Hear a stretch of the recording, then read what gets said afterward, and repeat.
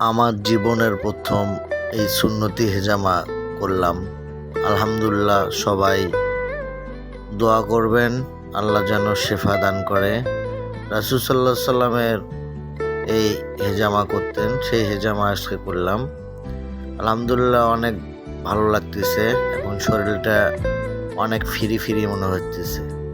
তো আপনারা যারা হেজামা করতে চান অবশ্যই হেজামা করতে পারেন, কিন্তু অবশ্যই যার কাছে হেজামাটা আপনারা করবেন অবশ্যই সর্বপ্রথম আগে দেখে নেবেন সে অভিজ্ঞতা তার আছে কিনা।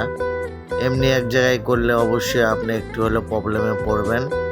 তো সবাই করতে পারে এটা। কারো শরীরে যদি ব্যথা থাকে সেও করতে পারে, কারো যদি অ্যালার্জি থাকে সে ট্রিটমেন্ট করতে পারে, কারো যদি চুলের সমস্যা হয় ট্রিটমেন্ট নিতে পারে। তো অবশ্যই আপনারা যাদের প্রয়োজন হবে অবশ্যই কমেন্টস করতে পারেন। আমি এই